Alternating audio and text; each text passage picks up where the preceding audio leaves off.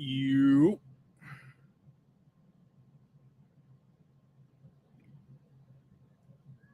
Make sure I tweet this out. I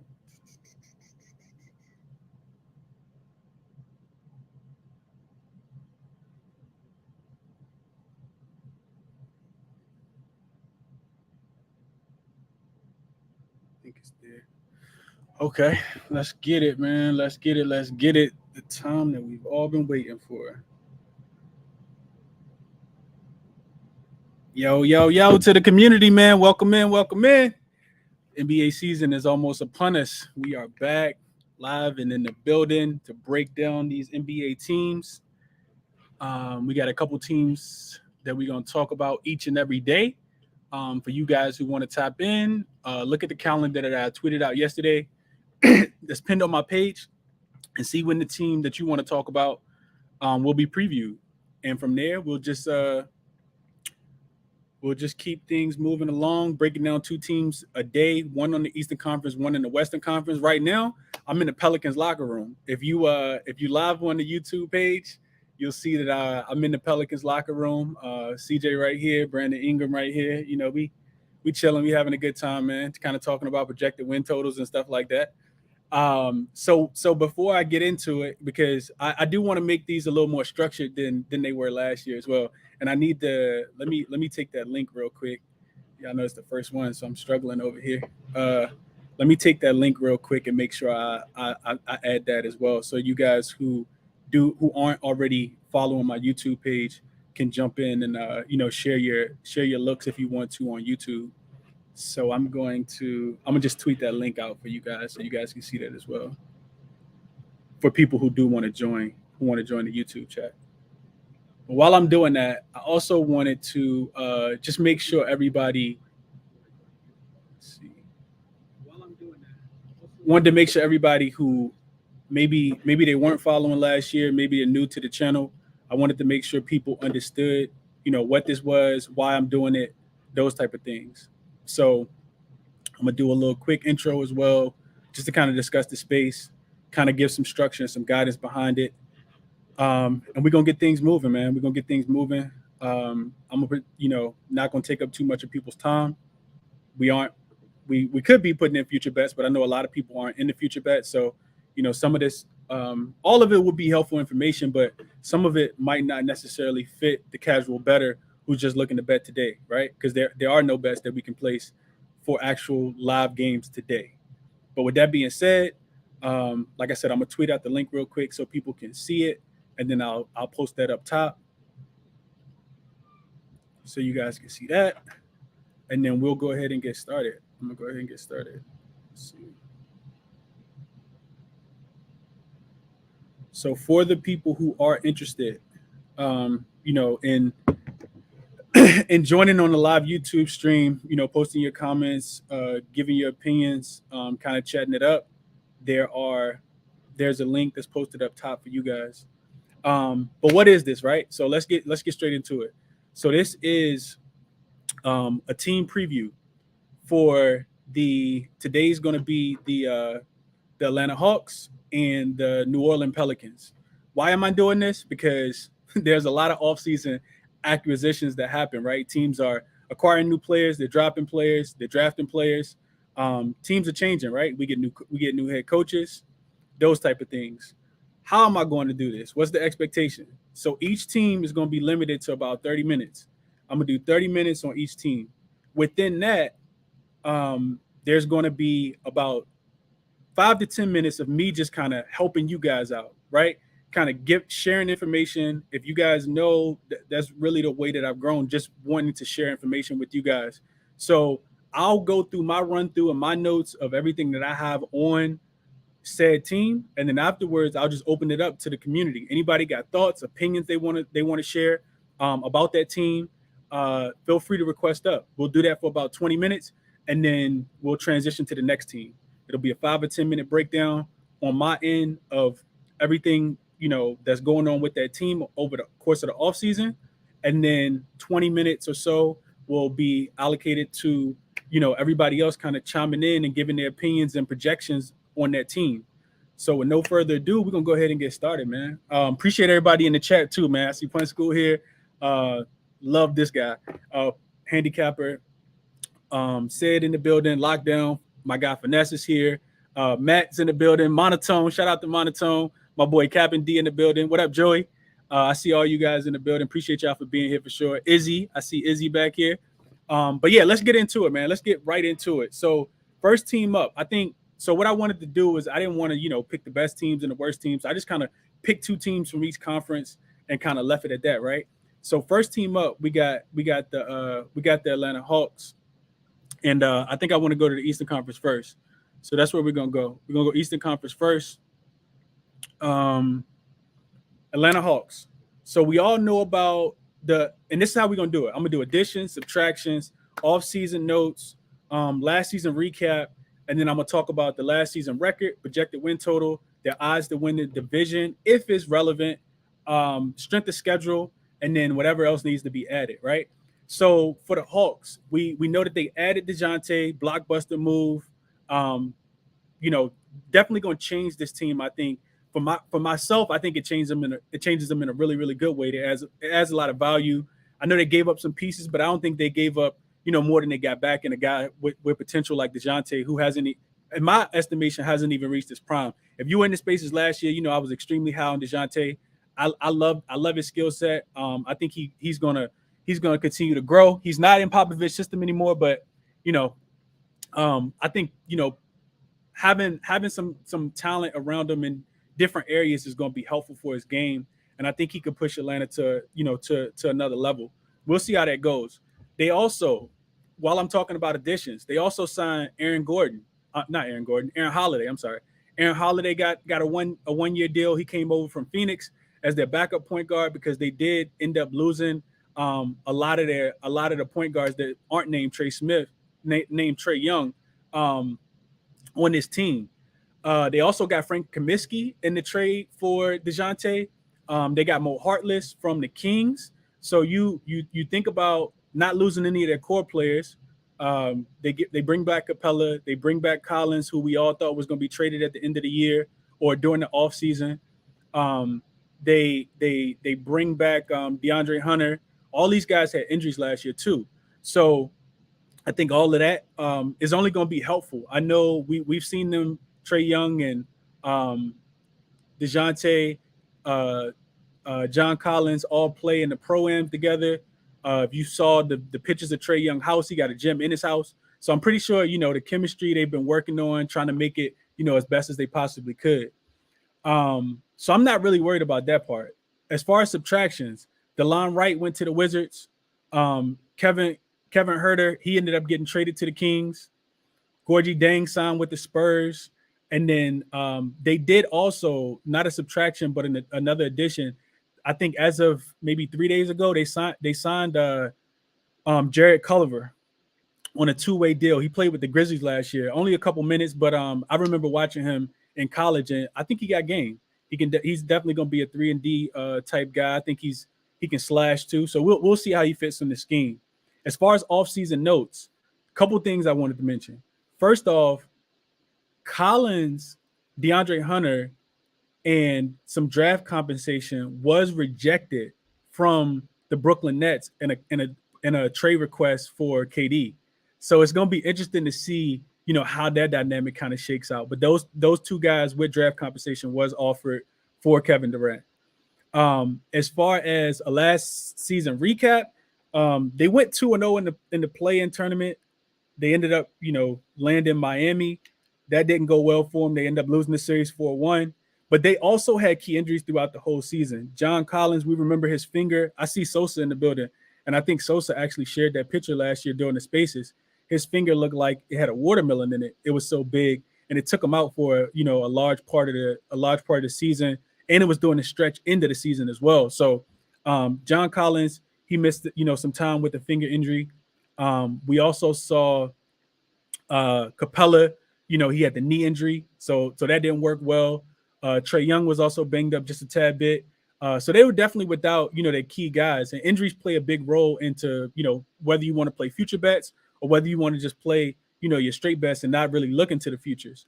But hopefully, if those guys can stay healthy, I can see Atlanta potentially making a deeper run than they did the last couple years because they keep getting the play-in game and they keep losing. Year before last, they went a little bit further, but last year, like I said, they ended up going down 4-1. Trae Young had a really great season, but I think it was all kind of minimized based on just the lack of team success that they had around them in the playoffs. We saw, the coaching staff for Miami completely take him out the game. I think he finished the series like averaging 14 points a game, 15 points a game, something like that. They just shelled in on him and made somebody else try to beat him. And they couldn't get the job done, especially when without all their guys. Last season, they finished 43-39. They finished third in the Southeast Division, 10 games behind Miami, who won the Southeast Division and won the Eastern Conference. In general, projected win total for this season is 46.5. The odds to win the Southeast is a plus 175. They have the second best odds to win their division, behind the Miami Heat, of course, who last time I checked, I looked at this last night, the Heat were a minus 190 to win the division, to win the Southeast Division. If you don't know, the other teams that are in the Southeast division are the Wizards, the Magic.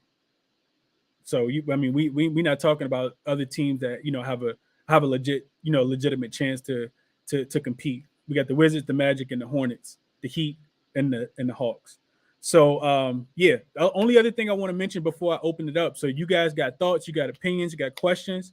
Definitely request up because I want to hear from you guys as well. Strength of schedule. So I was looking at strength of schedule. They have the 27th easiest schedule. Well, 27th hardest schedule, right? So they have which would mean that they would have the fourth easiest schedule, right? So along with, and then when you think of the team, primarily a really young team, they don't have a lot of vets. I don't think Lou Williams is coming back. He was a free agent and he had already talked about retiring, so I don't think he's going to return. This team has them with the Lakers have the most rest advantage built into their schedule. So I think that's something else to kind of take into consideration, especially when you're thinking about guys coming back, off the injury list, having the whole season to kind of recoup. One of the things I think to take into consideration is focus, because we've seen Atlanta get off to really slow starts and then have to kind of ramp it up to be a contender, to make the playoffs, to get out of that seed that doesn't want to play against the number 1 seed or the number 2 seed. And it seems like they don't take the start of the regular season a lot, serious. And we've heard that from Trae Young himself. He kind of comes out, talks about, lack of motivation and, just not having it at the beginning of the year. So that's one of the questions that I want to pose to you guys is it possible, first of all, is it possible they could challenge Miami to win the Southeast Division? Can Atlanta make DeJounte Murray and Trae Young work together? Will this team stay locked in, right? And will they stay healthy? I talked about the injuries to Capella, to Hunter, to Trae Young, and to John Collins last year. So I'm gonna open it up to y'all, man. Definitely request up. I got Finesse. I'm about to add Lockdown in the building. If you guys are free, got opinions, questions, anything about the Atlanta Hawks, now's the time to share. Finesse, Lockdown, Sosa coming up. Let me get Josh up. That question that you said, like, do they have the chance to make the Southeast Division? I'm behind on this. I'm glad you have a calendar. I thought we were doing the whole fucking thing, so. But I'm happy to be here, man. This is exciting talking NBA again. Eurobasket has been at least a little bit of a fix, but NBA is going to be the real deal. But yeah, I think jumping right to it, man. I think they do at plus 190. Yeah, I think losing PJ Tucker will be a big loss for the Heat, even though he's getting up there. But I really think he brought a lot of toughness and a lot of intangibles and just like doing the little things. That's why the Sixers are heavy on him. Why I'm heavy on the Sixers' chances this year. But yeah, I mean it's a season-long bet at only plus 190, but it's definitely that for the Southeast Division, definitely would probably be my favorite. And also, by the way, win total is 45.5 at FanDuel, minus 110. Oh, okay. So we get a lower number on that. So number, yeah. Yeah. Okay. I appreciate that. First of all, I appreciate you being here, Lockdown. I appreciate you retweeting the space yesterday. I didn't even ask you to. I appreciate that. And yeah, I appreciate your looks, bro. I think I like a lot of what you said, but I'm not going to dwell too much on it. I'm gonna kick it to Finesse, and then Sosa. I see his hand up. Then I definitely want to kick it to Josh. Finesse, the books is in the building. What's up, bro? Talk to the people. Tell them a little bit about Atlanta. What's good, bro? Yeah, I appreciate you. Told you this over the phone. I think this is a great idea. I know that people are excited for NBA, so I think this is a great idea. Kind of get the community involved. So shout out to you for putting this together.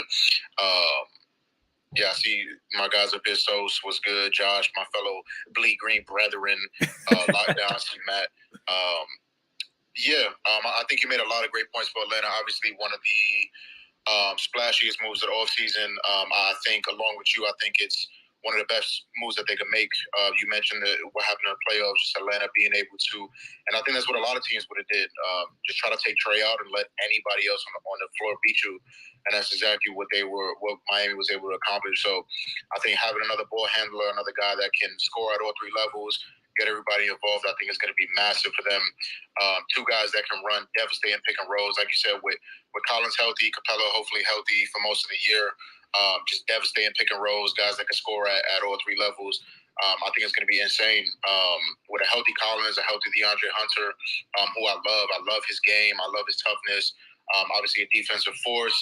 I think they can be super dangerous. You mentioned them getting off to slow starts. I think that'll be the case again.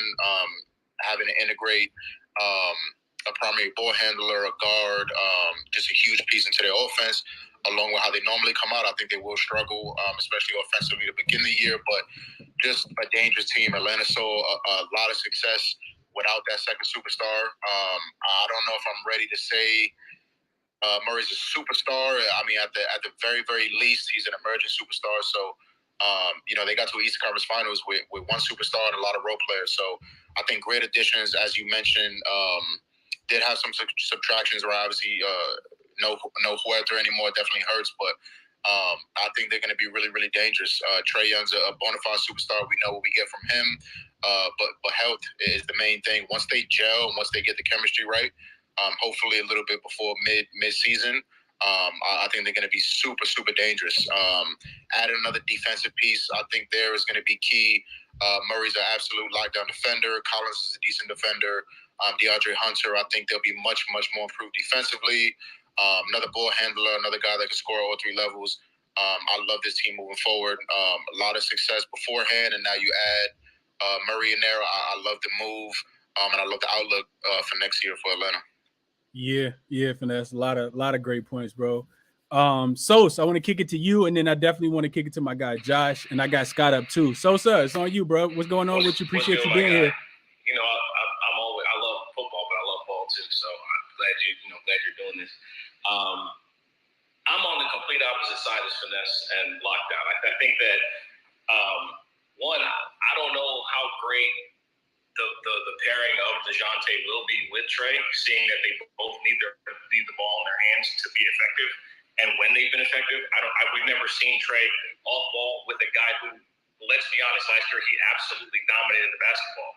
If you're going to run high pick and roll every single play with Trey Young, what good of a floor spacer is DeJounte Murray? And that's just my thing. Obviously, I think he's a very good player, and it's going to take some time to figure it out. But I think that people are still living off of a 5 seed into the finals when they beat Philly in 7 games with Joel Embiid on one leg and a guy who wouldn't shoot. So I think it's a lot of fault. Like I think I don't believe in this Atlanta team per se because I don't know if the pieces fit. I don't think that a ball dominant guard to go alongside Trey Young is the best fit for him.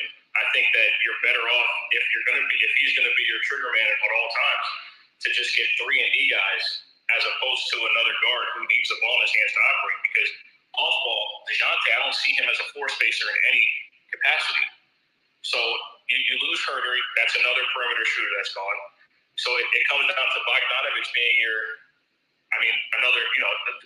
a guy that you need to depend on who hasn't been healthy. And then the biggest issue for me is I don't trust the coach. I think Nate McMillan's an idiot. I think that he has absolutely showed that he's not as good a coach as people think. And also, this is something that people forget.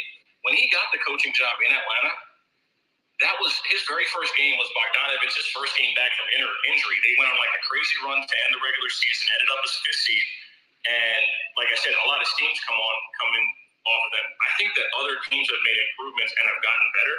I also don't believe, I think losing PJ Tucker, I don't think of it as that big of a loss for a Miami team that's going to perform well in the regular season, given that they have a great coaching system already in place. I don't think that's an issue for the regular season performance of the Miami Heat. I mean, that's a team that put out different lineups every single night and still saw success in the regular season. So I don't see that to be an issue at all.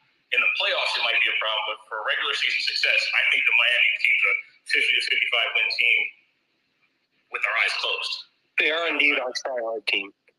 So I don't think Atlanta's better than Miami, and it's to be determined. I could be dead wrong. They could end up fitting together perfect, but again, we've never seen Trae Young play off ball, and then you get a point guard who last year was just like usage rate and just his statistics seem to be a little bit inflated based on the fact that he was putting up a lot of stats in games that didn't matter, respectfully. Yeah, I mean that's an interesting take too. So I think a lot of people, if you aren't in agreement with Finesse and with Lockdown and with myself, then I do think that that's the opposite part of it, right? Like you said, Trae Young's never played off ball. If he plays off ball, is he? First of all, is he willing to take that role, right? And I think you would lean to yes because he seems excited that DeJounte's there. Even though we haven't seen it be successful yet. But then when Trae Young dominates the ball as well, is DeJounte okay with being a spot up shooter, right? Like he's gonna get a lot more wide open jump shots than he's ever gotten in his career too. So that's interesting. I don't want to harp on that too much, Sosa, but I do like you playing devil's advocate because we don't know if it's gonna be peaches and cream. We just making our assumptions as well. It looks good on paper, but I don't know how it correlates to the actual court. That's just to be clear too. I don't think that they can necessarily even make the playoffs, well, I mean they would if they did this, but I just think they could probably beat the Heat in the division because I think the Heat. I mean they like I said, I think they lost some key depth, and if Lowry or Butler goes down with a big injury, they could easily miss out on winning the division. But it's just more of a bet on if it works. But I do recognize the whole ball handling issue. But like they had to have made that trade with that in mind. Like there's got to be something there. So, and at plus 190, it's not like it's exactly something to jump at, anyways. So.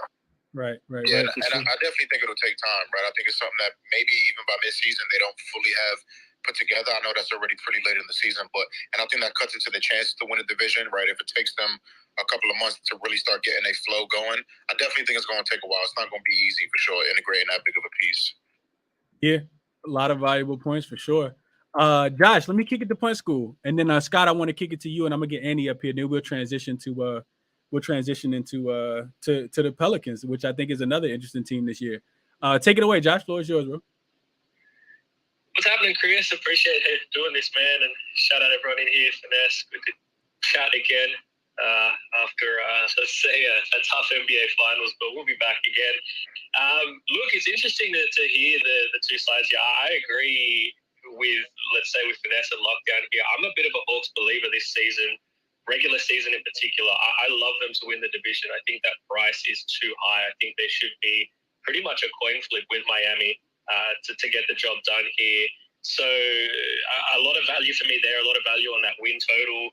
I don't think, just to touch on Sosa's point a little bit here, I don't think that DeJounte Murray is going to necessarily fit in as a spot-up shooter. I think he's going to be the guy that plays a little bit more off ball. But if you go back and look at what he was like in college, he was off ball, and his impact came as a slasher, sort of a catch and drive type player. And I think that's exactly what he's going to be in Atlanta as well. Now, you got another ball handler, you got another pick and roll ball handler who is extremely efficient at doing so, and that fits that system perfectly. I do agree entirely. I think Nate McMillan is a very vanilla coach. I think his offense is very vanilla. I think he's very basic in what he does. But it's going to work for this team in the regular season. They've got a really simple, like you said, a really soft schedule, strength of schedule in particular. And it starts off very straightforward as well for them. So they're going to be able to sort of work through these teething problems, I think, pretty quickly here. And as a result, I think there's terrific value on this team to get the job done. And if you look at last season, a lot of their issues came from injuries. You know, that final regular season record, they were projected to be 5 wins better per shot quality data, which I think highlights as well that they don't necessarily need to do a lot to be better than what they were last season, at least in the regular season. So, you know, 2 different conversations as well, because in the playoffs, I think there's a pretty clear ceiling on what this team can achieve. I don't see a world where they can go past the second round. But when it comes to the regular season, they can really make a push for sort of that 3-4 seed if things really go well.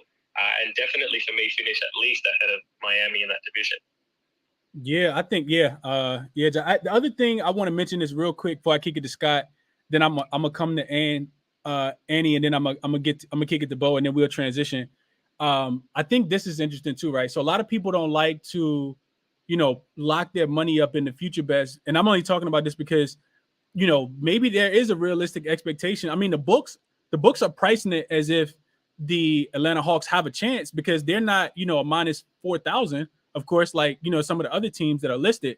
The thing with future bets is it's almost like it's a lot of hedging opportunity, right? You also get cash out, potential if Atlanta was to fly over the win total, if you're thinking the win total, or if you were thinking if you were taking them to win the division, and let's just say Miami starts off slow out of the gate, but Atlanta doesn't, then you're already kind of gaining some leverage on a futures ticket for the people who are interested in the future markets, because we're talking the Hawks and basketball, but we're also looking at this from a betting perspective as well. So love your points, Josh. I'm interested to see how this team unfolds. I want to kick it to Scott real quick, and then Bo, and then my fault, Scott, and then Annie, and then Bo, and then we'll go to we'll kick it over to the Pelicans. Scott, take it away, bro. Appreciate you being here. Hey, thrilled to be here, man. Can y'all hear me? Yes, sir. You good? Man, it feels so good to be back talking basketball with y'all. I love baseball. I love football. But I have missed this tremendously, and so just thrilled to be here and to be doing this. And I'm hearing everybody where the Hawks are concerned, and here's my angle right now. I'm really curious about how the chemistry with DeJounte is going to affect the home court advantage that they had over so many teams last year. They were the 8th best team at home last season, and they did get off to a slow start last year, but they won most of their games at home in October and November, and that included games against the Mavs, the Celtics, and the Bucks. Their biggest loss was to the Jazz at the end of October. And in this opening stretch here, which is softer than they had last year, they've got the Pistons, the Rockets, and the Hornets straight up. They see the Rockets twice. They see the Pistons twice. They got Sacramento at home. It feels like if the chemistry looks like it's beginning to come together well, particularly in the preseason, they could get off to a stronger start than they have. And if they gel in those soft games, I really think that line of 44.5, that's achievable. And then I really do see it as a coin flip, the way Josh was saying. So I want to know if they gel quickly and still hold that home court advantage. They were such a good team to bet on at home last year, and the beginning of the year just looks like money to me. Money in the bank. Yeah, fully agree with that entirely. Like I said, I think that it does click pretty quickly for them as well, just because the fact that the schedule plays into their hands a little bit. And in the following months after that, the only real hiccup, I mean, once a team gets rolling like they have the potential to do, the hiccup for them becomes health, obviously. And I think that obviously hindered them last season. And that's still the only massive question mark I have around this roster is depth, because I don't like that bench at all. And in particular, you're talking about DeAndre Hunter and John Collins, who neither one of them are necessarily reliable, right, from a health perspective.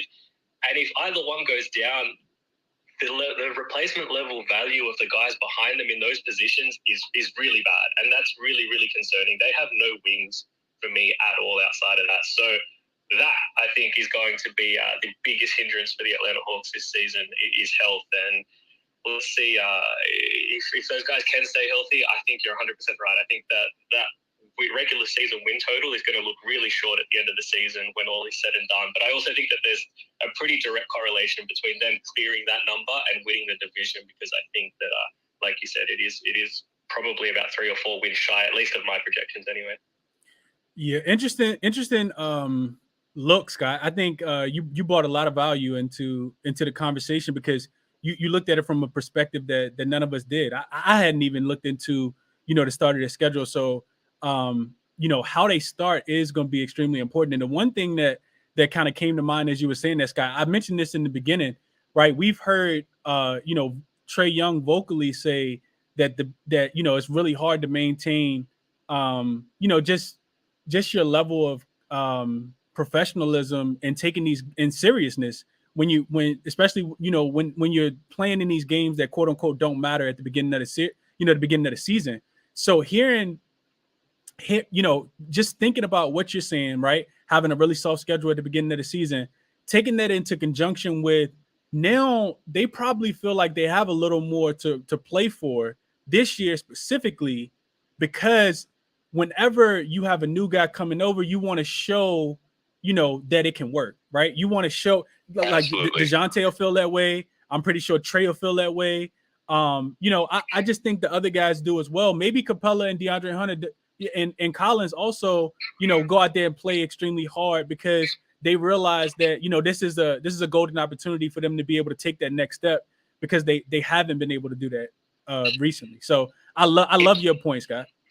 And the thing I love about what you're saying, to build on that, is they're going to have something to prove. And those first 3 teams they're doing it against, those are teams that are going to have chemistry issues too, right? The Rockets are super young, going to be trying to give their new draft pick space. That applies to the Magic too. And the Hornets are in disarray. Look at what happened to them this offseason and all the question marks there. Yeah. They have such a chance to make a strong statement in those first 3 games. And if they do that, they probably get off to a stronger start than they did last year, emotionally, points-wise, across the board. Yeah, Scott. Very interesting take. I appreciate you being here, like I said, and I appreciate that insight for sure. Andy, I want to kick it to you, and then I'm going to get Bo back up here, and we'll transition to the Pelicans after that. What's going on, Andy? Appreciate you being here, bro.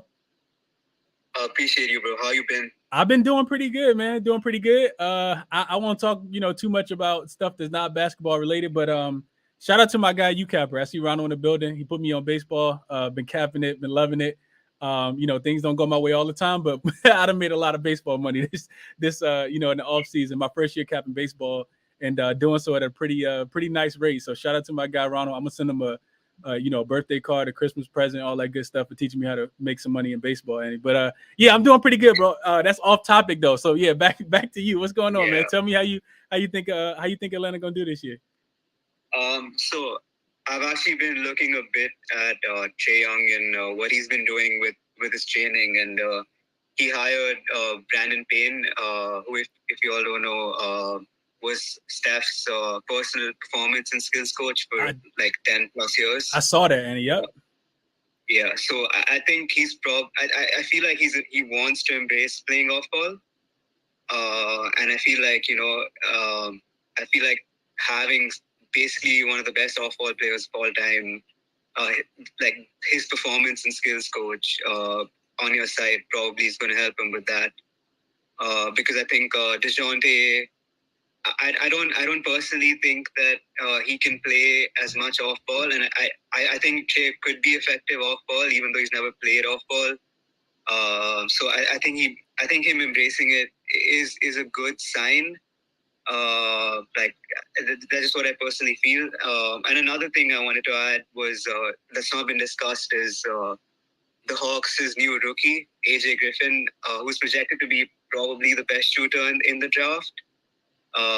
So adding him with the squad that seems to have quite a few good shooters in Trey and Bogdanovic, and John Collins shot 38% last year.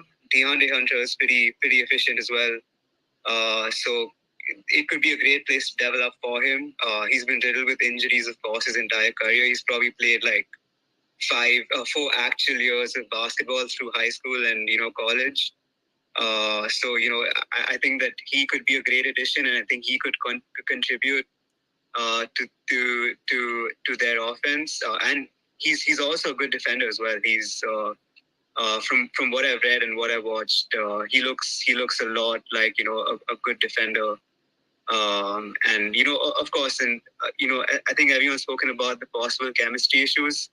John Collins always has had, like you can date the John Collins and Trae Young sort of rift all the way back to 2 seasons ago, where John Collins wanted that big extension, and I think they've been looking to trade him for a while now. So that could obviously be an issue, but DeJounte is meant to be this big glue guy, and them practicing and playing every day at the pickup and everything. That's definitely a good sign, and I think that they could come around. I think that chemistry wise, they would. I think, like you said, they would really want it to work. Like with any new sort of big signing, I think that they would really try hard to make it work. I don't know how much Nate McMillan's equipped to sort of, offensively coach this team to its peak, probably to its ceiling.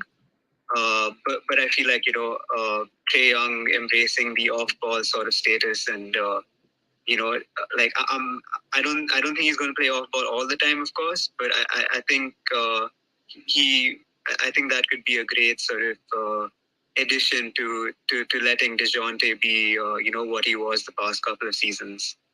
And of course, DeJounte adds to their defense. I know you're really high on him, and his skill set. So that backcourt sort of complements each other in that way.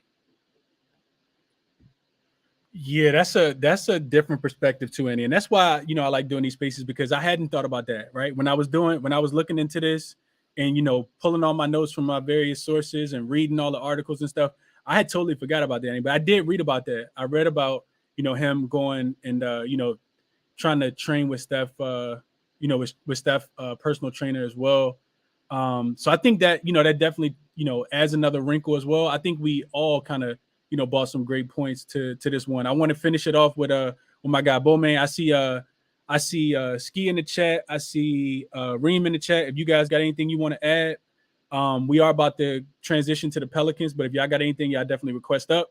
Bowman, talk to the people, man. Tell them what you think about the Hawks. What's your opinion? Can y'all hear me? I know I'll be on the highway, and I know my connection was too good. Can y'all hear me? Yeah, you good. All right. I want to kind of play devil's advocate. First off, I got into spaces. I always appreciate what you bring to the gambling community. So salute to you and your movement. But when I first got in, I heard Lockdown speaking about the loss of PJ Tucker. I know we talking about Atlanta, and y'all remember last year I was big on the 76ers, so that's my pick to come out the East. Now and back to the 76ers. Now back to Atlanta. I'm gonna disagree with everybody in the sense of I don't think the shoe is gonna be on the offensive side of the ball at all. They've been in pickup games already. I think there was a game John Collins and DeJounte was with Trey Murray on the court. So I don't think the offense is gonna be a problem. Who the fuck are they guards? Me and Finesse was talking about this when the trade first happened. This man was acting like this, Alonzo Ball or Alex Caruso type of defender. Like, I get it. What? That's how he was acting? But how many points did San Antonio give up last year? You know what I'm saying? So, and again, a whole different team, but they can probably go out and score 130, 140, shooting 35%. That's how much offensive firepower they have. But I'm having a hard time seeing them stopping the other team doing the same exact thing to them, if not at a better percentage. I'm not sold on them. I mean, they're going to get into the playoffs, but I'm not sold on them like being this like jug something like that. I still think Miami will win the division. Miami's going to come out day one and play like they're playing for a championship. I don't think Atlanta looks at it like that. I just realistically, I don't see them as a championship contender. I don't care what they did 2 years ago. You know what I'm saying? So that's my take on the Hawks. Okay, so Bo, real quick question for you in response to that. What is your what are your thoughts on projected win total? I saw a 46.5, but somebody else told me FanDuel had a 45.5. You taking the over or the under on that? That's a good question. 82 games. Last year, but they finished 43 and 39. You got them over 45.5 or under 45.5? if they did that last year, I'll give them the over. Again, I'm not necessarily worried about them on the offensive side of the ball. I'm worried about them stopping the code from coming through. Stopping that little viral thing on Space Jam that went through on the court. Like, who are they going to stop defensively? That's what I'm worried about. Okay. Like, no. I mean, I'm not concerned about Trae Young and DeJounte. I think this will actually free up both of their games and take less of their stamina away. Right. So I actually like that from that perspective. I'm just speaking defense. I think they're probably going to be top 4 backcourts this offseason or this next season. But I'm talking about defensively. You know what I'm saying? I feel like we could put 5 dudes on the court right now and go get them guys buckets, man, in this spaces. I don't know about that, bro. I don't know about that, bro. Listen, I'm serious. I'm serious. I believe in me, so I agree. Hey, bro, I'm serious. I'm Trae glad. Young is what? 5'8", 5'8", 175. I got And they living off those Michael Carter Williams stats that DeJounte Murray put up last year and losing games. But when reality sets in, it's gonna be real funny, dog. You know what you're talking about. I agree with everything you just said. Okay. Hey, so all right, so Bo brings an interesting take. He brings an interesting take because at the end of the day, if they coast through the regular season, you're not saying that you don't predict that, Bo. You're saying that when it's playoff time, that they don't have enough on the defensive end, and they just gonna get ran out of the building or be outscored. It won't be like the struggling Heat, who the Heat ended up. They would keep the game close throughout the playoffs, and then the Heat would end up still winning the game by margin, by 15, by 20, in the playoffs last year. So yeah, that's an interesting take for sure. I don't want to go down that rabbit hole for too long, but that's super interesting, bro, and I appreciate that take for sure. My man Ski requested up. I appreciate you being here, Ski. Before we transition to the Pelicans, you got anything on the Hawks that you want to talk about, Ski? I know you've been doing these previews on your show. I've been tapping in with you as well. Definitely wanted to give you the floor and talk about, strength of schedule, projected win totals. Do they have a chance, Ski, to actually win the Southeast Division at a plus 175 over the Heat, who are a minus 190? Do they have a chance? Yes. Do I think they're going to do it? Probably not. I agree with what Bo was saying about the defense, but I would say, how much defense they lose from the time when they went to the Eastern Conference Finals. And I remember Trae Young and them saying, the next year it's going to be hard to get up for these games and be motivated to play these regular season games after, they just want to get to the playoffs. And after the year they had last year and getting bounced early, and also adding Murray, I feel like they're going to be a motivated group. So the only thing I disagree with was he said you can count on the Heat to come out from the start of the season, which I agree with that, but I think the Hawks going to come out from the start of the season too. Yeah, and we talked. I mentioned what you said as well, Ski, probably before you jumped in about, like you said, Trae Young saying that they just lack that motivation to stay professional and win those games that don't matter early in the season. So yeah, and then somebody easier schedule too. I mentioned that part as well, Ski, them having a super easy schedule. And then shout out to Scott. Scott actually came in and said that the beginning of their schedule is easy as well. So not only do they have, like you said, the third, fourth easiest schedule, but they also get an easier start in the beginning of the season, and they get really easy teams, and they have something to actually play for this year. Versus at the beginning of last season, it wasn't as much to play for. But they got a lot of doubters. They got people saying that they're not going to be able to play together. So I totally understand that perspective as well, and I'm with you on that, Ski. Kick it right back to Finesse real quick, and then we're gonna transition to the Pelicans. Yeah, just a real quick question, bro. Is DeJounte Murray not a premier defender? He is. He's a lockdown defender. That's why I didn't want to get into it too much, Finesse. We're gonna talk about it a little bit more, bro. But yeah, I would say so. Y'all need to knock it off, man. Y'all need to cut it out. Premier defender. Oh my Premier? God. Because he got all NBA a couple years. Cut it out, bro. That's why I love these conversations. I'm following Sosa right Tripping, dog.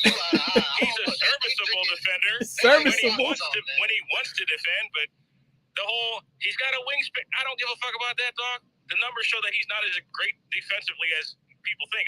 That's just me. Sorry. He played passing lanes because he got a really long wingspan. Pause. Okay. All right. Let's transition. I'm with you. I'm with you on that though, Finesse. I think he's a better defender than what they're giving him credit for. But that's just me. Let's transition to the Pelicans though. So because this is another team, different conference, of course. But I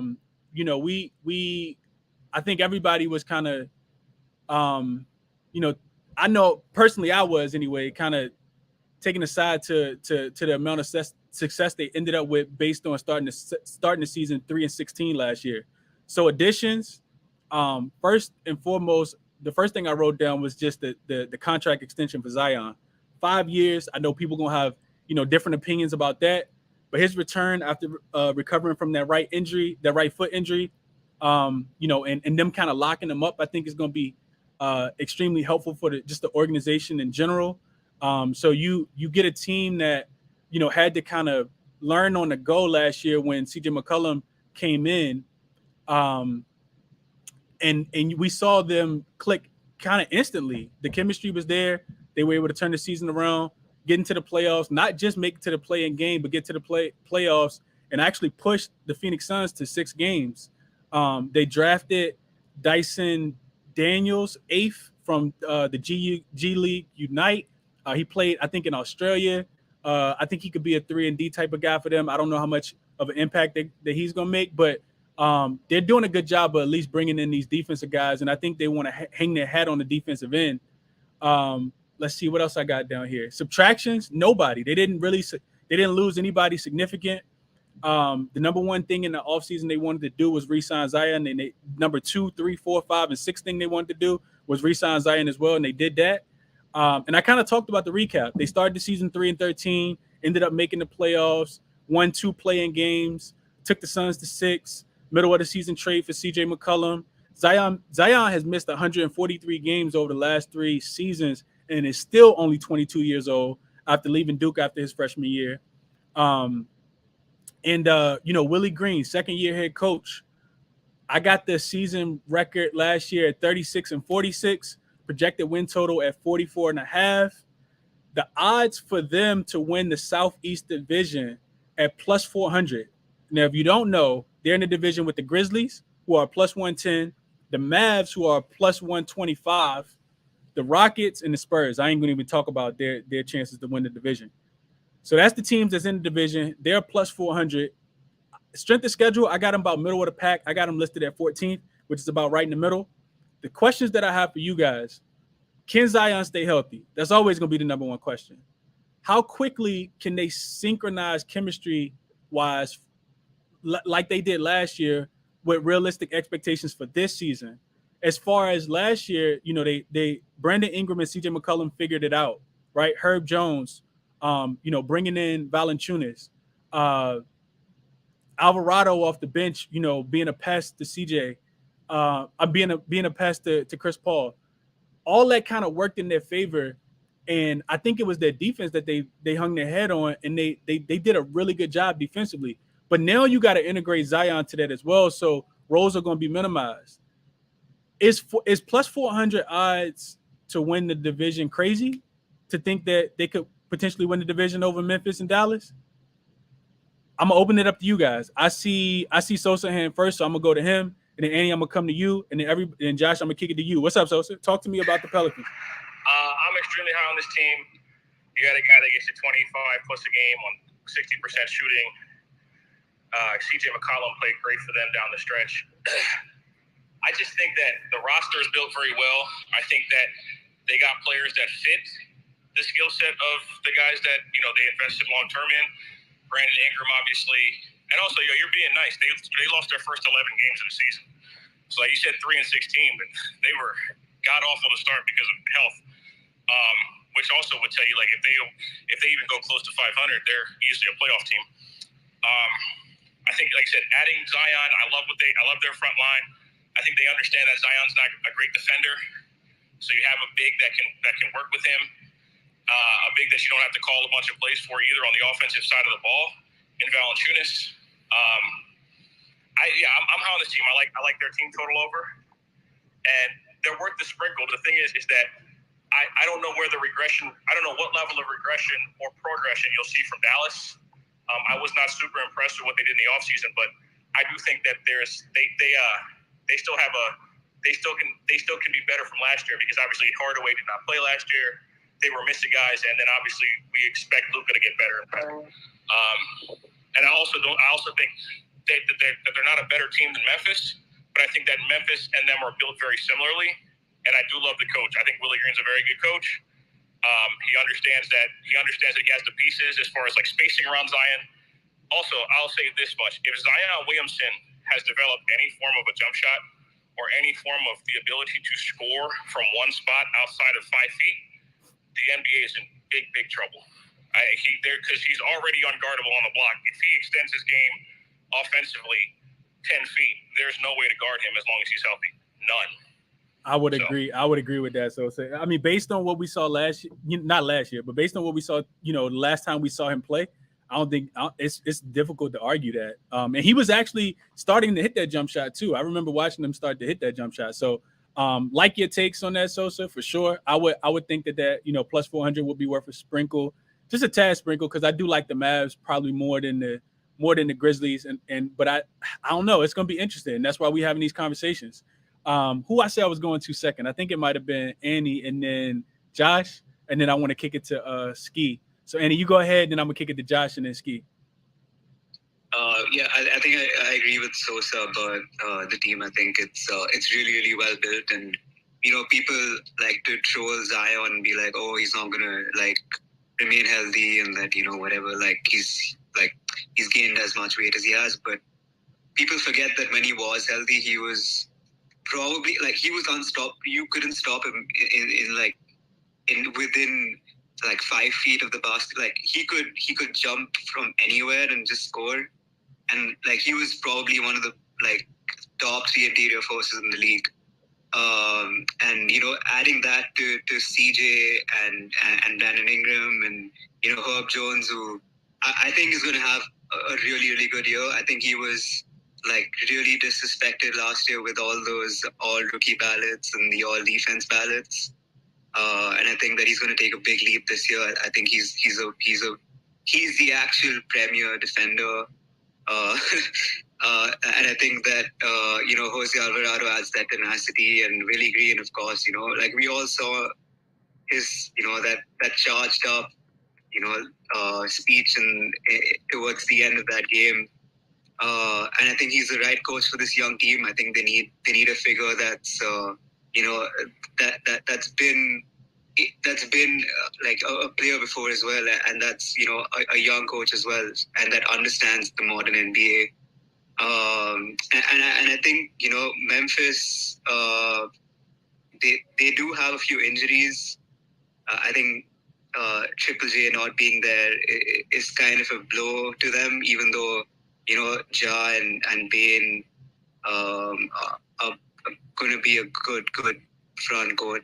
They're going to. I think Ja and Bane are going to be really good together. And but I of course I think I still like Dallas better than both of them. Luka is going to be insane this year, and the defensive leap that they took last year on Jason Kidd is probably going to be much better this year as well. So as high as I am on the Pelicans, I personally think that Dallas is going to do much better than them. I think like everyone that's high on Luka at least. But they're going to be a problem for sure. I think Zion's going to come back and have a really great season, and I think BI was getting a lot of disrespect towards the end of the regular season because regular season numbers weren't as great, and he showed out in the playoffs, and I think that momentum continues for sure. And I think you could possibly looking at 3 All-Stars from that team. I think Zion for sure, and maybe CJ, I don't know, and BI for sure as well. So I think they're going to be a really great team. Yeah, I appreciate it, Annie. I think that's a lot of great insight for sure. Let me kick it to Josh, and then Ski, I got you next. Pelicans, man. Look, I'll tell you this right now. They're not winning the division. I think that's one of the worst bets you can make, man. Honestly, I get why people are high on them the way they finished last season. They made that run. They got into the playoffs. They made life extremely difficult for the Phoenix Suns, but this team's still heavily flawed even when Zion comes back. I mean, they were a sub-500 team for a reason. I can immediately name 7 teams in the West who are better than them. Probably 8 if you want to put the Lakers ahead of them, which I think you kind of have to, presuming that they're going to be healthy. So they're going to be a play-in team again for me. I think offensively, the struggles are going to come. Who's going to shoot the ball for them? Who's going to space the floor for them? They were 26 in three-point shot frequency last year, but they were actually 28th in three-point percentage to go with it. So they just don't have anyone that spaces the floor. They had 3 guys on that roster who shot above 35% from 3. 3 guys. One of those was Trey Murphy, who just isn't going to be in the rotation this season all that much, apart from, spot up minutes and positions here and there. The other guy that was in that list is Jonas Valanciunas, and I don't think you really want to be relying on him to be the guy that spaces the floor for you either. So they're lagging. They're lagging in that department pretty drastically, I think. And, when teams come and clog up the lane a little bit, it's going to be interesting to see how they work it out. I mean, Brandon Ingram basically went Super Saiyan last season, the back end of that year, and that's kind of what dragged them to where they got to. But there's limitations there. I think there's also limitations on the defensive end. I think that, I like what Willie Green's doing. I'm a big Willie Green fan. I like the culture he's trying to set there to make them a scrappy, feisty team on the defensive end of the floor. But they also just don't have the personnel for it right now. Most of their best defenders, aside from Herb Jones, who is all NBA level at that end of the floor, their best defenders outside of that all sit on the bench. Jose Alvarado, like you said, Dyson Daniels is going to be on the bench as well. He's a feisty defender. But in terms of that starting lineup, no one else really stands out there. You look at last season in particular, Herb Jones was the only one with a positive defensive box plus minus on that team, which means every other starter was below league average in defensive points contributed per 100 possessions. And if you look at how they play defense, it's interesting because they were the best transition defense in the league. First in points allowed per 100 possessions, first in opponent shot quality per possessions in transition, which I think talks to the culture that Willie Green's trying to provide there. But when it came to half-court sets, I mean, this team was still bottom 5 in defensive EFG percentage, bottom 5 in points per 100 possessions allowed in the half court. They were second last in defensive shot quality in the half court. So again, I still think that this team is just heavily flawed. I think a lot of people probably putting too much weight into the way that they went out fighting against the Phoenix Suns team, who simply just didn't have it in the playoffs last season. So I'm low on this team, and I don't think that they're going to come close to winning the division. I think they're well off of both Memphis and Dallas. And I think that their ceiling, again, is going to be a play-in spot. I don't see a world where they can possibly finish higher than the 7th seed. And, again, I think that talks a little bit to them, but also just how good some of those teams above them are in the West. Yes, that's an interesting take, Josh, that we haven't heard yet. So, Josh, my question for you before you sum it up is projected win total 44.5. You going over or you going under? I'm going under. I have this team. I just get my sheet. So I've got them projected to win 42 games this season. Okay, that's interesting, Josh. That's an interesting take. Okay, I appreciate that because I'm pretty sure we got a lot of people. We might have some people that also agree with you as well. So I want to get to some of those people. Ski, let me kick it to you, and then I want to go in order. Facts, I didn't get to you, so I want to come to you first.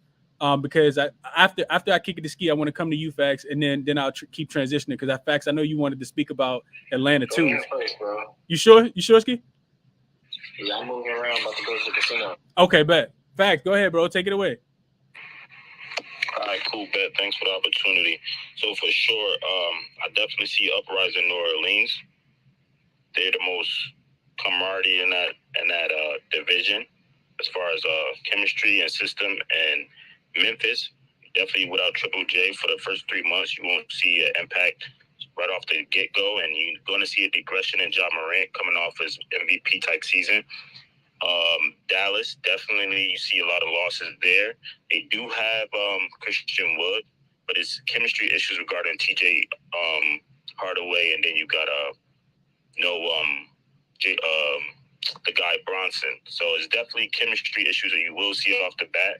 But I do understand regarding the schedule-wise, there's a lot of good teams in the West, but I do see New Orleans getting a bye the first round, they're definitely going to have a top 5 home field advantage. You got Golden State, Clippers, and Denver. Off the bat, you're going to give them the top 3 seeds. After that is literally a toss, and Phoenix is definitely showing digression. Memphis you're going to have to show that those 2 towers going to be able to score the ball. You won't have to worry about that with CJ and BI. And then you got Zion. Are you serious? Like, coming off with so much to prove with that contract, it's just so much opportunity and upside there. I see like you can't take a loss with going at plus 400, especially as you mentioned earlier, how you can always hedge it. But they definitely should go into the All-Star break with him definitely being a short fit starter, possibly. Zion, I'm mentioning, we can't forget who this guy is and why he's given the money without even being on the floor too much. He has the highest field goal percentage besides Shaq and Giannis for like all time. Like, look at the stats when he is on the floor. So with CJ playing with that type of player and BI, you might see a team possibly looking at like top 3, top 4 seeds. You still got so much people that haven't been on the floor together. Only putting in a field goal percentage guy who just sit in the paint and bullies and creates a mismatch. Be looking ahead to see New Orleans definitely reach 50 games this year. Okay, but hey, I can get behind some of that for sure. I appreciate that. No problem. Yeah, let me kick it to Reem. I ain't heard from Reem yet. Reem, talk to me a little bit about your expectation for the Pelicans, bro. And I appreciate you being here. Yeah, what's good, bro? What's good, everybody? Hope y'all doing all right. Also, real quick, Reem, before you start. Reem is hosting a Thursday night football space right after we get done. So we got probably another 15 minutes, and then Reem will host a Thursday night football space, so you can get your Thursday night football bets in. Tweet it out, Reem. Tag me in it. I'll definitely retweet it for you, bro. Yeah, for sure. Good looking on that, but y'all pull up. We're gonna get a little 45 minutes here. What up? But man, Pelicans. Looking at the Pelicans, bro. I played to take it back. I think about a month or 2 ago. Zion to win most improved player plus 3,000 on FanDuel. I don't know what it is right now. I'm pretty sure it's way lower than that, bro. Just the fact coming back healthy. If he can stay healthy, that's at plus 3,000. That's a steal, bro. You probably got a couple more guys to contend for that award. With the guy for the Lakers going to the Jazz, I think he have a good chance too. But I think the Pelicans to make the playoffs minus 140. I seen 2 weeks ago is a great bet. I think that's free money. I like them. What I got them listed on my standards right now in the West is 6 seed. A few of them teams dropped by. The Jazz are done. I think the Timberwolves probably contend for like 8 or 7. Ain't no telling what the Lakers gonna do. I think that Pelicans with the way they believe in that coach, with Herbert Jones and the other little Alvarado guy, that defensive scheme they got coming off the bench, they got a lot of confidence going in. They got their best player coming back into the lineup, bro. So I think they got a lot of high hopes over there, bro. So the Pelicans to make the playoffs minus 140, I think that's free money. I love that a lot. It might be juiced up. Let me check right now. Minus 160 is pretty juiced up. That line should probably be like minus 185, bro, in my opinion. But the way CJ McCollum made that team believe in like playoff hope with the crowd in the home court, it's like that city got a lot of hope behind CJ McCollum as a vet of that team, bro. With Brandon Ingram and Zion Williamson, they didn't shoot the ball well from 3 last year, but the way they got a double team Zion Williamson, I think they're going that 3-point percentage is gonna rise. I know Herbert Jones working on his 3-point shot a lot. He not really a good shooter, but I think he'll be able to hit something in the corner. I also got a nice little tricky spot, bro. The Pelicans' longest win streak over 6.5 wins, minus 105 on DraftKings. Last year they had their longest win streak last season was 4. And I think they got a sneaky spot where in the middle of the season, some of those main teams, they sit their guys, but I think the Pelicans gonna have that young core with Zion back and Herbert Jones. I think they'll be able to pull off 7 wins some part of that season, bro. Whereas teams hit their starters and whatnot. And I don't think the Pelicans are one of those teams who will sit guys. So I think the Pelicans get a 7-game win streak going at some point in the season. I think the Pelicans made the playoffs pretty easily in the West. Man, that hey, bro, you said a lot. I was writing down notes, bro. I might have to go look at some of them myself, man. I definitely appreciate you sharing. For people who jumped in late, didn't hear everything that Reem said, didn't hear, missed the recap on Atlanta, whatever the case might be. If you jumped in late, the space will be recorded. Everything is being recorded, audio and visual, video. Tap in on YouTube if you want to watch the stream. Look at the comments. If you want to just replay after the space is recorded, you'll be able to go back and you can hear the Hawks and the Pelicans breakdown. Appreciate you, Reem, for being here, bro. Love your intakes and some of those plays as well. Let me kick it to Dr. Eunice, then I'm gonna come to you, Lockdown, and then I'm gonna get to you, bro. What's up, Chris? I appreciate you having me up. So being from Memphis and being a Grizzlies fan, I'm going to keep bias aside when talking about the Pelicans, but I like them this year. You get another year in the Willie Green system for them, and CJ and Brandon Ingram started to click towards the end of last year. And, I mean, they took the Suns to 6 games. And with Zion coming back, one thing I'd be hesitant of is to see how they try to incorporate him, because last time he played was, I mean, it's a completely different team. Like, some of the same players aren't even on there. So, I mean, I like them to make the playoffs. I wouldn't lay the juice right now because, like I think one of the speakers said earlier, they started out, I think it might have been Sosa, they started out pretty crappy to start the season. So, I mean, maybe if you can catch them live like 15, 20 games into the season and see if you can reduce the juice on that a little bit. But, yeah, but as far as playing them to win the division, I mean, just look at the teams ahead of them. Memphis, yeah, they're down Triple J, but some of the beat writers I follow here in Memphis, they're saying that his recovery is going ahead of schedule and he actually might be back a week or two into December. Now, granted, they're gonna have to slowly work him back in, but then you look at the Mavs. I mean, Luka, I think, got hurt yesterday or a few days ago in the EuroLeague game. I don't know how serious it was. Haven't checked on that, so that's something to monitor. But yeah, to win the division, I just don't know about that. I mean, I could definitely see them increasing their wins from last year and probably making the 7-8 seed, so be in the play-in, but host that game. But yeah, as far as winning the division, man, I don't know about that. Okay, hey, that's some great insight as well. And I didn't even hear about Luka and the injury, so I'm gonna have to look into that also, Dr. Eunice. But yeah, you being a Memphis fan, I'm pretty sure you keep up with this division a little bit more than most do. So I appreciate you being here, bro. Appreciate the insight. As always, Lockdown, I want to kick it to you, and then Bo, I'm gonna come back to you. So yeah, I can't say I would also probably lean the under on win totals, and I wouldn't play their division at all. But I can already give you the first player prop of the season. Y'all ready for this? Yeah, it's Herb Jones, 2 steals, 2 blocks. Yes. Fucking asshole, you stole my thunder. I already know how you roll like that. It's Herb Jones right away, man. You got to take it. Like, whatever it is, we'll be talking in October, and I'll join this space, and I'll be like, hey, guys, remember what I told you back on September 15th? Herb Jones, 2 fucking steals versus the Brooklyn Nets opening night. Let's go, baby. Because it's the Nets, and they're in complete fucking disarray. I don't know if I just saw this article. Kyrie's resharing fucking Alex Jones videos because he's a nutcase. So go check that out if you want a fun little saucy read. The Alex Jones who got sued by the Sandy Hook people to death, and rightfully so. But the Nets, I mean, they ranked 22nd in opposing steals per game. So they were at the bottom, they gave up a lot of fucking steals per game last year. And I just can't see, Simmons coming. I mean, Simmons was part of a turnover-prone Sixers team himself. So I can't see this team coming together, especially with Durant, wanting out for most of the summer. I can't see a lot of chemistry coming right away. Maybe they win, but whatever Herb Jones' line is, take it. Unless it's 3.5, then whatever. But 1.5, I'm sure it will be. Right, yeah, for sure. Appreciate that, Lockdown. I can't wait to to actually start the spaces and we can actually put some live bets in. So appreciate you sharing that, bro.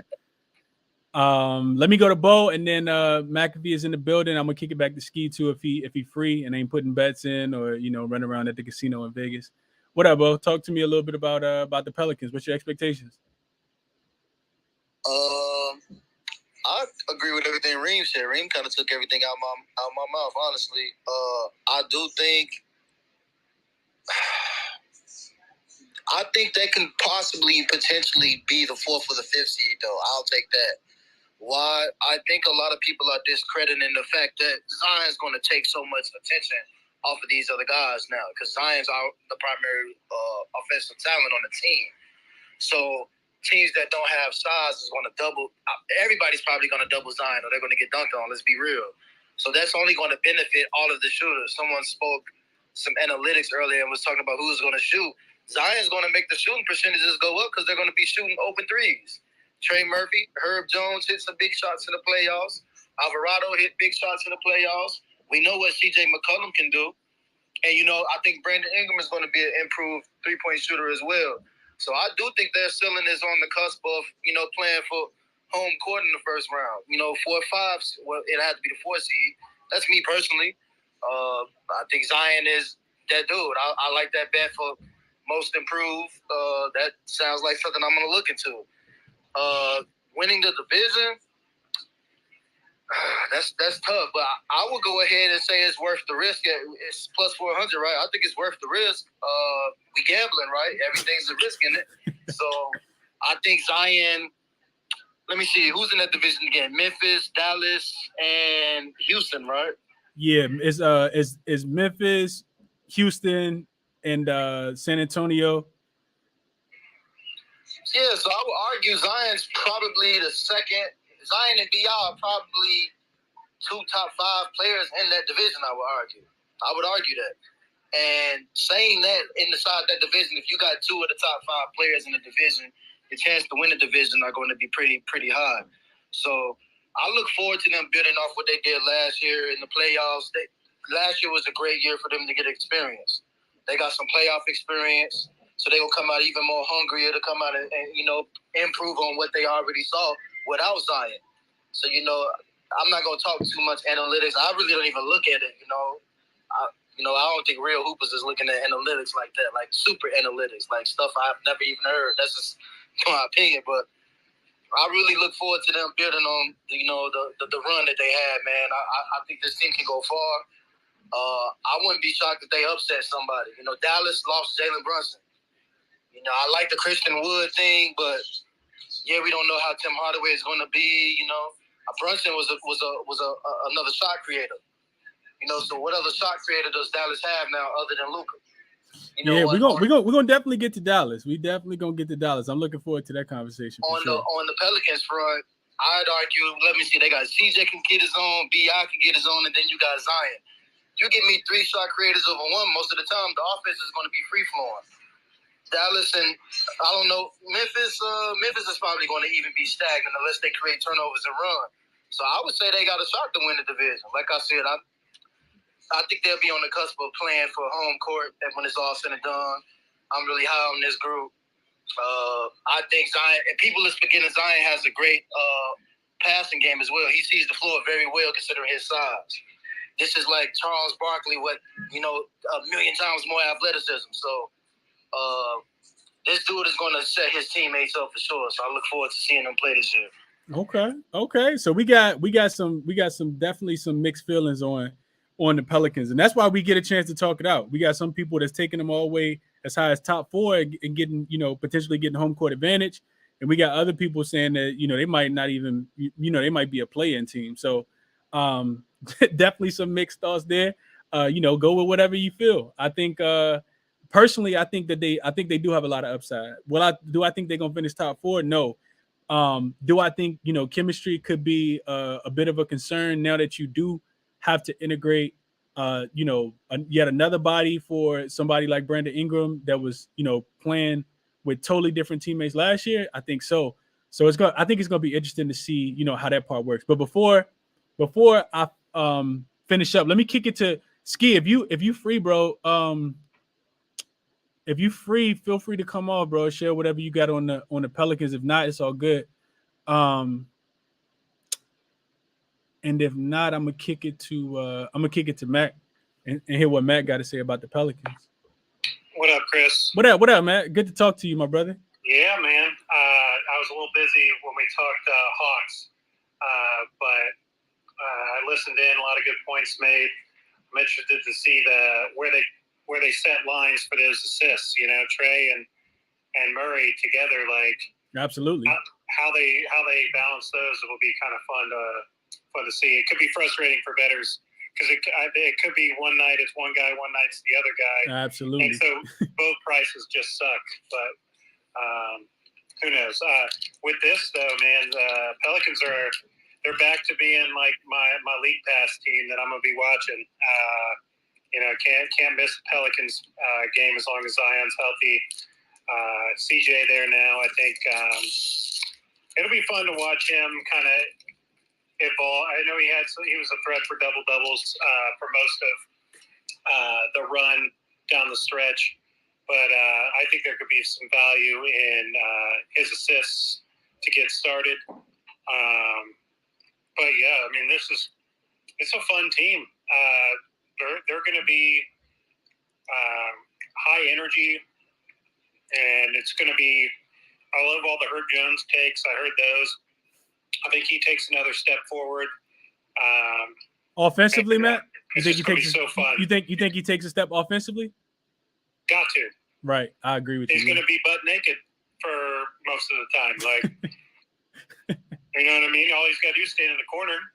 That's a fact. Yeah, no, you're right. I'm pretty sure that's what the coaching staff got him down there working on throughout the offseason, trying to get up, 2,500. I mean, the 5,000 probably, jumpers a day to get that jump shot right, because he should see a lot of the opportunities. So I agree with you on that, man.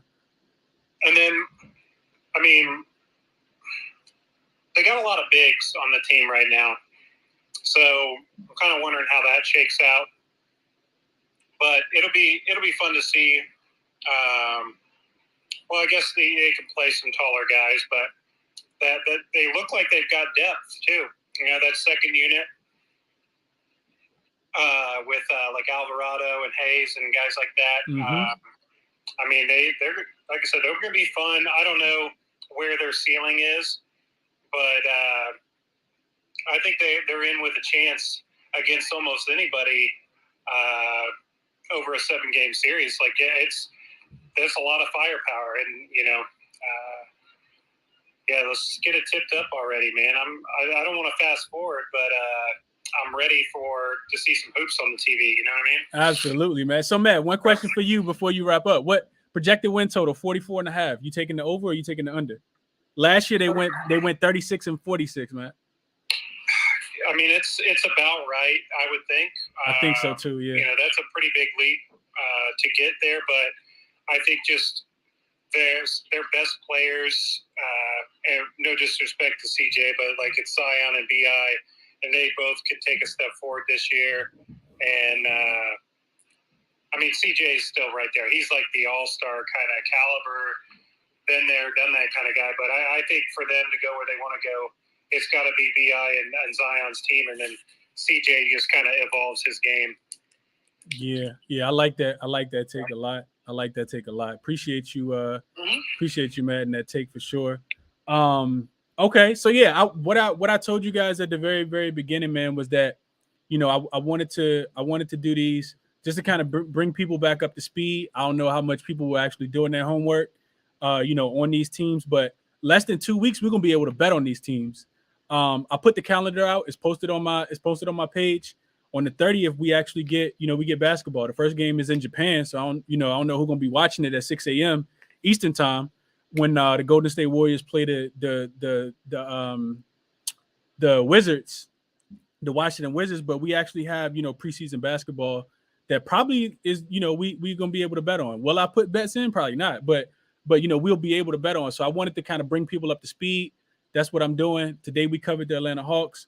We covered the New Orleans Pelicans. And I want to kind of keep these, probably to no longer than an hour and a half. If so, probably, between an hour and a half. First 5 or 10 minutes is just me kind of, catching you guys up, giving you guys everything I have as far as projected win totals, the win division, if that's relevant, offseason acquisitions, that type of thing. And then I just kind of want to open it up to, some of the sharper minds. And that's why, I reach out to people sometimes to see if they're available, because I love to hear their insight, love to hear their intake. I appreciate everybody for coming up today. We had a really nice panel of guys up. Tomorrow we will be doing this again. I'm doing it every single day until the 30th, so we can get through these teams. The calendar kind of got away from me the time got away from me just a tad bit. So tomorrow we have the Clippers and we have the Nets, two really, really interesting teams as well. Hopefully you guys can tune in again tomorrow, especially if you got opinions on Kawhi. If you got opinions on Kyrie and KD and you know, the whole debacle that never happened between the Nets breaking up this offseason. Everything is recorded. So if you guys came in late or you missed it, you want to share it, whatever the case might be, just go back to my page. You can listen to the space again. Everything is also being recorded via video as well. My YouTube link is up top. That's also going to be posted on my page. Be sure to subscribe to my YouTube page, because now the basketball season's back. Definitely going to have a lot more content for you guys as well. Like I said, I appreciate everybody for their insight, intake, for their time. But that's it for this one. Good luck on all the football bets today. We do get Kansas City and in the LA Chargers tonight. So I know Reem said he was going to do a space, probably about to start it up real soon. I'll retweet that link as well, and then we'll meet back again tomorrow. Like I said, Clippers and Nets. So if you got want to do your homework, go ahead and get that done now. We'll talk Clippers and Nets tomorrow, 5:15 Eastern time. All right, we'll be smooth. Absolutely. Appreciate y'all being here, man. Yeah, for sure, for sure.